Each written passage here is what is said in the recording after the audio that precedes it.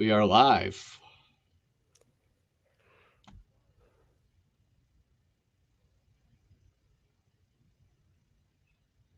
You can't hear the music? It's playing. Yeah. I have to start that one over.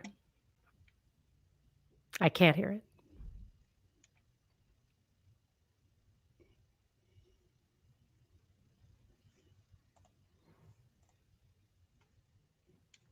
All right. Well, we're live and we are having technical difficulties today.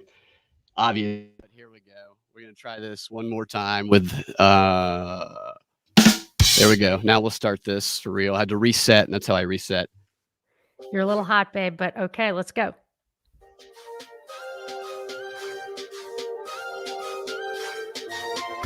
Welcome to the Drive Time News Blast. 30 minutes, 50 for subscribers of news of the day from a perspective of truth, liberty, and justice. This is Monica Perez. And I'm Brad Binkley.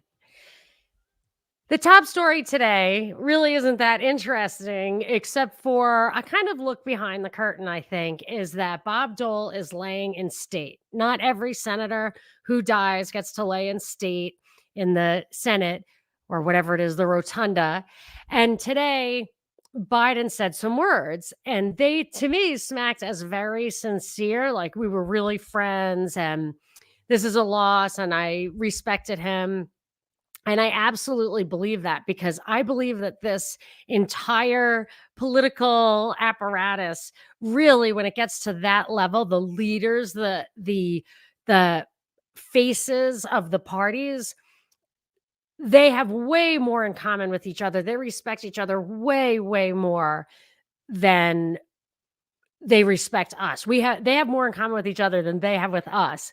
And it is kind of like all the world's a stage for these guys. But there's also an element. I was on History Homos last night, which was really, really fun.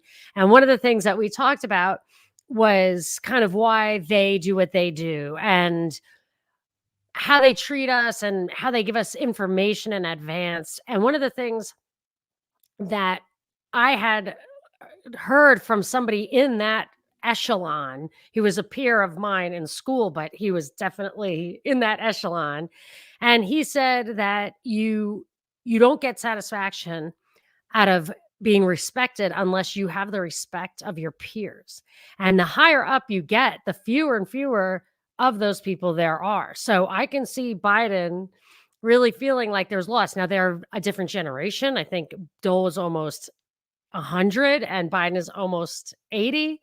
But I think there was something to that. And as far as Bob Dole himself, he had charm. He was missing an arm from being a war hero, but he was just another Republican, in my opinion. He wasn't anybody who held the line against bigger government or any of that. And I actually thought it was weird that you never would have expected him to outlive Norm Macdonald. Like, the best part of Bob Dole was the Norm Macdonald parody of him. I can't hear you, but there it was. I really enjoyed that, and I love Norm Macdonald. But so we lost them both, and I think the same year. So anyway, but just we're in that political echelon. Yeah, the impersonation is what I was saying a moment Right. ago when my mic was muted. But it's like when two-star athletes who battled over their entire careers and one of them dies. The other one, why they might not have liked each other, or they might have acted like they didn't like each other during the competition. They really were probably buddies behind the scenes. I think that's probably the case for a lot of them as well. Speaking of aging politicians, Hillary Clinton reemerged yesterday. I don't know if you saw this, but she delivered her would-be 2016 speech, and it was about 7 minutes or so of the speech. She obviously, or somebody wrote it for her, rewrote it for her. They acted like this is what she wrote, would have delivered, when it obviously had been updated with little jabs at Trump that could only be informed by the past 5 years, that would not have happened, pre-2016. But that's not why I'm talking about this story, because while this is fodder for mockery across the internet, across social media, this little stunt served its purpose very, very well. And that's exactly what it was. This was a PR stunt for the website Masterclass, which is an online education subscription platform that Hillary is teaching a class in. So we can take Hillary's class and we can learn from her. I believe What it's is the class? How to lose? no, I think it's introductory to adrenochrome extraction. What is it though, for real? It What could you is possibly be the teaching? power of resilience, and it is a How to 3 hour. lose. Yeah, well, How to exactly. lose. How to overcome. Right. In many ways, she had to be resilient. I'll give her that. She has had to be resilient Of throughout course. her entire life, and it's 16 individual video lessons for 3 hours and 23 minutes. So, if you want to support Masterclass in Hillary Clinton, there you go. And I guarantee you, it drove tons of people to that site, proving once again that controversy is the best marketing technique that Yep. people use these days. Well, there is some other marketing stuff going on, that well, for one thing, I got a text from, I think, Trump's social launching. Did you get a text like that I get within the texts past from 24 Trump's hours? social media stuff all day, Oh, every okay. day. All right, so I'm not gonna skip to that. We'll go, let's go to the next story, and then we'll talk about that later. All right, so a quick update on the Christmas tree incident that happened outside Fox News. Their tree got burned down by a 48-year-old, or maybe it was 50, but they were saying that perhaps it was an attack on Christianity. I think that's a bit of a stretch. And in the update, so apparently this guy, before he set the tree ablaze, he was outside of the courthouse where Ghislaine Maxwell is being tried, Hmm. and he just decided to expose himself to a bunch of journalists and run off. And I think he was escorted off, a journalist said. I guess he got out of jail, or maybe they didn't take him in. Maybe they gave him a warning. He's a homeless guy. And on top of that, the way that he burned the tree down is he climbed up the tree. And it was an artificial tree. It's a giant tree. And he Wow. climbed up the middle How of the did tree. they It was an artificial tree? Well, How it's did a they burn massive that tree. down? Well, but the Rockefeller Center tree is absolutely as bigger, the base is bigger than my house, and every year it's fresh, and it used to come from Rockland County where I grew up, so you would see huge giant trees missing. They didn't always come from Rockland County, came from all over, but you would see, and a lot of times they had to take them because they were encroaching on the houses and stuff, Yeah. but they're huge trees. They were usually natural. But This and how one do you was burn not. down an artificial tree? I How do think you do that, it? well, obviously, you just take a stack of papers and you start lighting stuff on fire in the middle of the tree. That's what he Mm, did. that's kind of sounding like the I-85 collapse, Perhaps. Steve, but a homeless guy exposing himself and causing trouble like that doesn't surprise me at all. That almost yeah. sounded like a legit story, except for how easy it is to light that tree on fire. It does not sound legit. I don't know. I think it's probably pretty easy to light a tree on fire like that, if I had to guess. I bet it's not that tough. But I think it does fit with a theme that he's exposing himself outside the Maxwell trial when they're talking about that type of stuff inside of the trial. But one of the people on Fox, her name is Earnhardt. She's on Ansley Earhart. I'm not sure what her last name is. Earhart. But it says, don't worry, don't worry. Do not be deterred. We won't be. We're going to rebuild it. We're going to rebuild it, and we're going to build it back better. She did not say that. Yeah, she did. I think she was Wow. probably taking a jab at Biden. But Right, okay. Because I was listening to headline news today, the Fox headline news, and they said that the tree was already up again, so maybe they she was worked taking a fast. Yeah. license. But their angle on the story was that this guy is already out on the streets because some change in categorizing things from felonies to misdemeanors, and then applying to misdemeanors the no bail, no jail rule. So it's the same thing as what is being big news in LA as this DA George Gascon. I did not vote for him. I was mad. I got to vote here and I did vote, but I was mad at the DA because it was Anthony McLean was absolutely shot in the back by a cop when he was running away from a traffic stop and killed. And I think they planted a gun. The whole story was fishy. And I was going to vote against this DA just for that reason alone. But then I saw that her opponent, this guy, George Gascon, had the endorsement of Governor Newsom. And that was enough to make me not vote for him, even though I had a personal thing against that, or a legitimate issue against the incumbent. I've still voted for her. And I was right, because this guy is a disaster. But what they're doing, it's obviously like a plot that it's a coordinated effort from certainly New York and LA, where it's totally reasonable. I've always thought no bail, no jail for something that isn't a crime against person or property. So you can't have any malaprohibita crimes, nothing, drugs, gambling, prostitution, regulatory infractions, no registration, none of that should have bail or jail. You absolutely cannot lose your liberties for stuff like that. They shouldn't even be crimes. But actual crimes, you should crack down on. And now there is the argument of whether you should be penalized for bail or jail before you've been convicted. But if there are grounds for being arrested. You can't just be arrested for no grounds whatsoever. So usually there's a reason for it. But what they're doing, instead of just using that protocol, which is what I would do, they're saying no bail or jail for misdemeanors. And then they're categorizing things that are dangerous behavior, like arson. Arson is a crime against property that also has danger to persons. So this is clearly something that should be deterred stringently. It should really come against. But this was just another example of, the left is loose on crime. And then the response isn't going to be, let's look at the principle. Let's look at what would work. Let's, what I just explained. That's not going to be the response from Republicans. The response is going to be more policing, et cetera, et cetera. And so to me, this is a classic dialectic.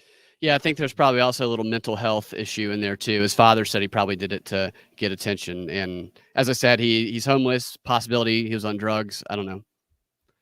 So I don't know if you were affected by the Amazon outage. Did you know about this? It happened earlier this week on Tuesday. Well, they had an outage and they gave a lot of people a glimpse of how dependent they are on their smart homes and perhaps what it might be like if an EMP strikes. So the cloud, not like buying stuff? Wasn't like a Christmas shopping problem? No, it was more than that. Some people were unable to do basic household chores. Their refrigerators were out. Their Amazon service, here's what went out for Amazon. Their cloud computing networks were disrupted, and it caused a wide range of companies connected to that cloud and smart devices to be out for most of the day. And here are some of the ways that people were affected. Vacuum cleaners didn't work. Some of the vacuum cleaners, their light switches, their fridges, their doorbells, their cat food dispenser stopped working. So I guess they couldn't feed their cat. The dispenser that does it for them didn't work.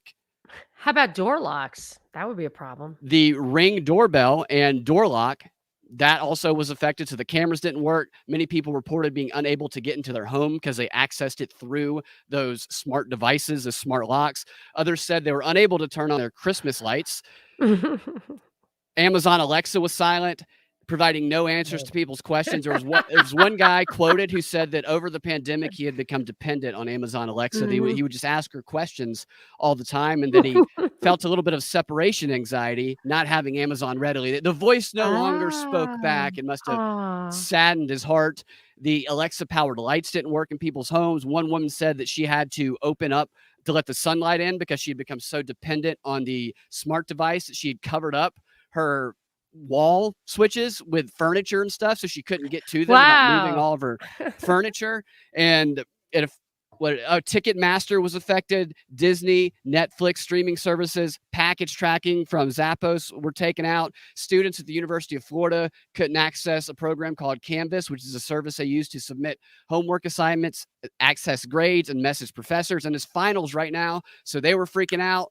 Wow. Amazon blamed the outage on impaired network devices. It's a very general explanation. Impaired networks, but they must have had many, because that's a lot to go wrong. And all day long, 9 hours, these people said they were unable to use that stuff.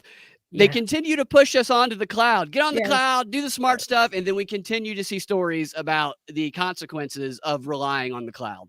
And Amazon has had cloud problems before. Maybe there should be a backup cloud. Maybe you can pay for a backup system like a generator in your house to not have that problem. I mean, they're going to solve the problem. They're not going to leave you without incentive to get on the cloud.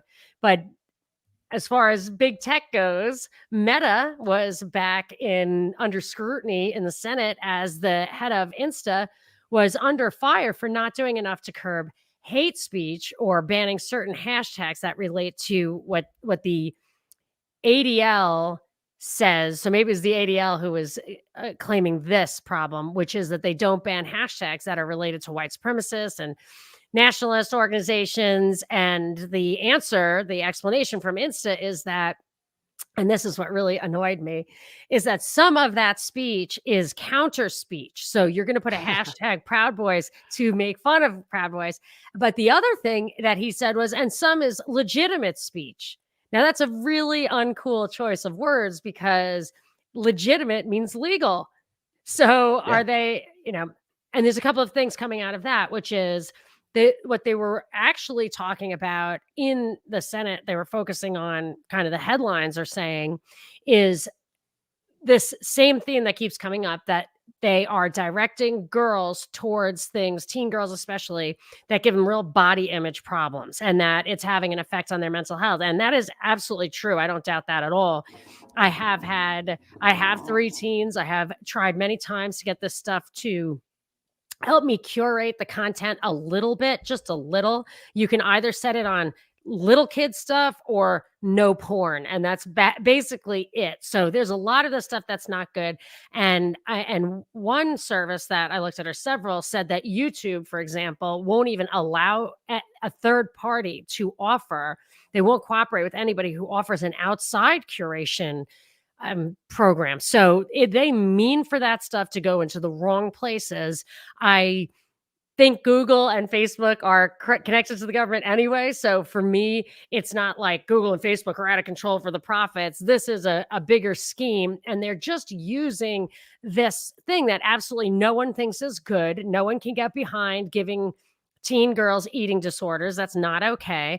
But of course, what they're pushing for is that they want stricter government oversight of social media apps, which is where that ADL, the Anti-Defamation League stuff, comes in, where they're saying, well, that means that we need stricter and stricter censorship against what ideas can be exchanged. And since, again, I think stuff like Proud Boy, Boogaloo Boy, stuff like that, I know plenty of people have texted me saying, or DM me saying, that that it's totally legit, and maybe it is, but I feel like at the uppermost level, that stuff was created and then shaped in a way that would justify this kind of stuff. And obviously, I think they want to control social media for a different reason, so that we can't push back on things like vaccination or other policies we don't like. And I do want to get into that too. There's a lot of that going on today as well. I'll remind you that case at trial in Charlottesville right now is centered around the coded language that they use. They were interpreting to the jury what these words actually meant. And when we start getting into everything's coded language, and people do use coded language, there's no doubt about it on all sides, then you can start to kind of suggest that something means something that it might not mean, and you can just call it racist. This actually speaks to what we were talking about in that Rokfin video, where they want to just wipe all type of dissident speech off of social media. And of course, they, as we've said before, they brought the right into that by starting that coded language thing on Pizzagate. So already everybody was kind of on board to acknowledge coded language. And then also in the beginning of Jigsaw, which is a division of Google, they've been for a long time working on sarcasm, bullying, humor, stuff like that. And I think whether it's coded language or they want to hide behind the stuff that they take down, saying it means something more. If they don't want you canning tomatoes, that's another Rokfin clip we did. They don't want you canning tomatoes, then that's okay, because the CFR lady says that that's just 10 layers deep on a white supremacist. So if they start taking away right. Seriously, that's what everything sounds ad absurdum when you put it like that, a couple of steps before they actually take those steps. But I think we've seen in the past 18 months or more that there's nothing that's too far-fetched that they would do if they could get away with it. And they're getting closer and closer to getting away with just total censorship and control, but there's some real pushback on the vaccine front and other COVID stuff. Yeah, and remdesivir, which was the highly touted first medication approved to treat people infected with COVID, it has been recalled. Unlike other recent recalls, the remdesivir warning isn't about dosage. It's about what was found inside lots of the drugs, which was traces of glass particles, which I think can obviously have an effect on your health when you're being injected with glass particles. The FDA shared the announcement on its website. It said the administration of an injectable product that contains glass particles may result in local irritation or swelling in response to the foreign material. If the glass particle reaches the blood vessels, it can travel to various organs and block blood vessels in the heart, lungs, or brain, which can cause stroke and even lead to death. And the maker of the drug has notified hospitals of the recall. They've told them to not use the remaining lots that they had. And anybody who survived COVID, who received remdesivir during their hospitalization, has a phone number and a helpline to call if they have been experiencing any negative consequences that might be related to that. Well, when we talked about it the other day, I had a message from a listener saying that the nurses call it run, death is near. Yeah. But maybe they recalled it for that reason. Maybe they recalled those lots for a different reason. Yeah. But there, a lot of people are skeptical about remdesivir, and they have a good reason to be. I don't understand how people trust across the board Big Pharma and the FDA approval process. Today there was, or yesterday, there was an article came out on Reuters talking about, well, here's the headline. As red flags multiplied, Johnson & Johnson kept quiet on popular diabetes drug. Invokana was the company's big bet on the vast market for type 2 diabetes drugs. While sales soared, Reuters found executives rebuffed their safety experts' advice to warn regulators about a dangerous complication. So people taking this were getting diabetic ketoacidosis, which is, I guess, increased acid in the blood, and it was really causing problems. So thousands of people became seriously ill, and hundreds of people may have died from it. There were deaths linked to this. This just shows you when they do a trial, if a trial can affect 1 in 1,000 people, then if a drug can have a side effect that affects 1 in 1,000 people, you need a trial that's at least 1,000 people, hopefully several thousand. So if it happens to 1 in a million people, you need a trial that is that big. So sometimes what they call the phase 5 trial is out in the world. And it's only when it goes to millions of people do they really see how sick people can get. And if you're not that ill, so they're talking now about marketing this thing to pre-diabetic people. If you understood there was a 1 in a million chance that you would die, but there's 0 chance of you're dying of pre-diabetes, you could probably even change your diet, then on that basis, you might not choose the drug. So they don't want that because they want that it's a much bigger market who's pre-diabetic than who's actually diabetic, which in itself is a big market. So it really matters to them how these things are classified and what comes out about it. But this seems to be a bit of a scandal. And the remedy seems to have only ever been to warn people on the label. So some of these warnings did Yeah. make it to the label. But Right. I feel like at that point, I mean, how much of that stuff do you really look at? It's almost a joke when you see those ads on TV and they The just go auctioneer on. with Yeah, like the amount of exactly. seconds. Somebody I know works with an advertising firm was telling me about the person. They have a specific person because they're so good at reading the side effects, potential side effects so quickly because they have to condense it down into 30-second, 15-second ads and they just rip them off. Yeah, and this is Johnson & Johnson. I think Johnson & Johnson is fair game right now. I think they were the ones who were elected to come up with the DNA vaccine. They're ones who are allowed to be hit on this because I think for our market, it's the RNA vaccine that our fearless evil overlords are wanting the US to have. So they want, it's almost like a straw man. They want J&J to be something that takes the heat. So they don't mind putting out an article like this. But still, the fact remains you cannot trust Big Pharma. The FDA approval process is got holes in it. And you just have to use your own judgment on some of these things. Yeah, and they were pushing remdesivir hardcore across the board while people in Congress, Trump, others that are high profile weren't taking it. They were taking the monoclonal antibodies while they were pushing remdesivir on the public. Well, remdesivir, though, they're just recalling some lots for contamination, right? They're not taking They're it not off the removing it market. across the board, Yeah. but I mean, it seems to be a substantial amount that they're removing from the market. Yeah. Yeah, I hear you. So before we get to our last big story of the Free 30, which is about Americans supporting the religious exemption and also some of the events that have happened regarding the vaccine mandates, let me tell you about what we're going to talk about in the XR. So in the XR, we should talk about why you should be cautious using emojis at work, and a funny headline about Ukraine that I think Americans and Russians would read very differently. And I'll tell you a little bit more about that. But before we get to all of that, a big thanks to the sponsor of today's show, Etienne de la Boetie Squared, and his latest edition of Government, the Biggest Scam in History. He is currently working on a 5th edition, updated with the biggest scam of our time, the so-called pandemic, through artofliberty.org/Indiegogo. You can there pre-order the 5th edition, which, as I said, is updated with the scam of the COVID, a new 32 gig Liberator, and best evidence of COVID criminality, as well as new formats, EPUB, hard copy, high res, and a new Guerrilla pop-up bookstore. So if you have a retail establishment, even a little one, you can sell this great book and actually get some profit. So you could get everything you need to merchandise the book in a small footprint in coffee shops, cafes, yoga studios. Cost is $10, 10 books and 10 Liberators for and a merchandising kit for $275. But you make a lot of that back selling the book, but you can simply pre-order the book for yourself or as gifts at artofliberty.org/Indiegogo. And best of all, Etienne himself will be on the Propaganda Report walking us through all the new material.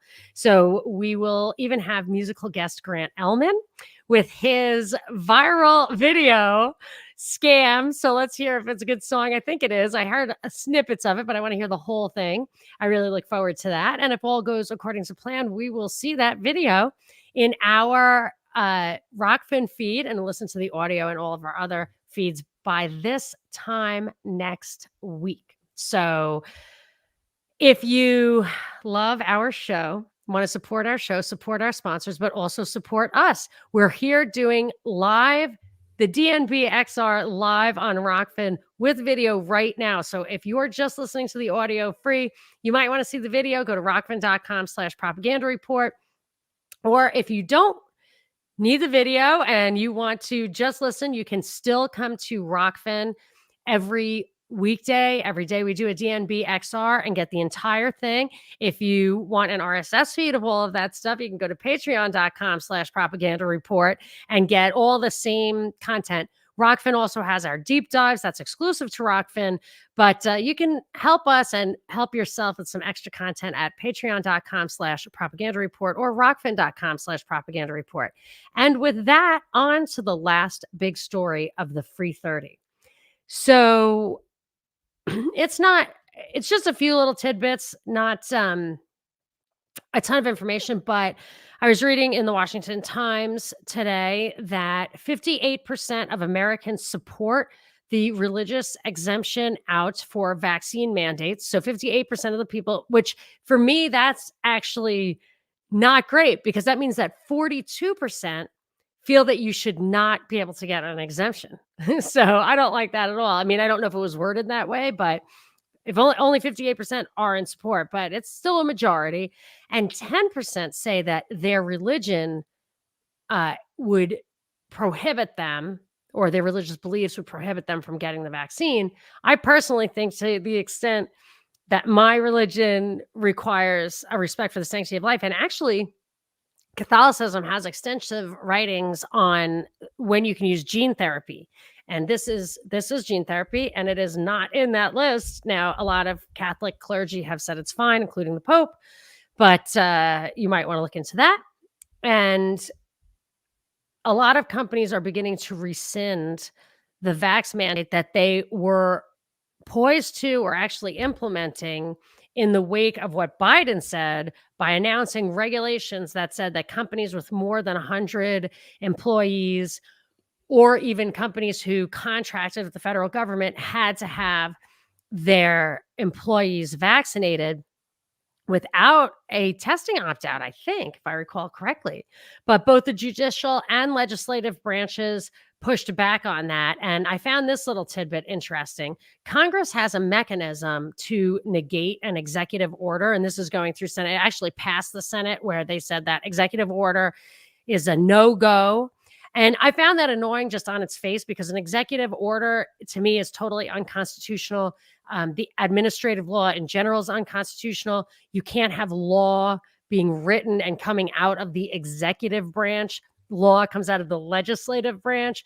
At least I thought the legislative branch is asserting its ability to veto that stuff.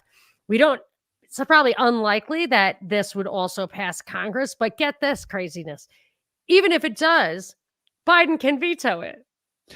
So what is the point of that? It really annoyed me.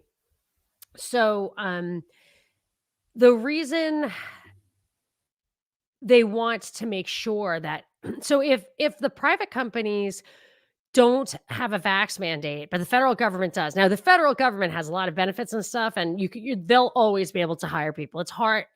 Government jobs, some people really, really like them. And if you lose some folks because they don't want to get the vax, you'll definitely fill those ranks. But generally speaking, you would want a mandate like this to be universal.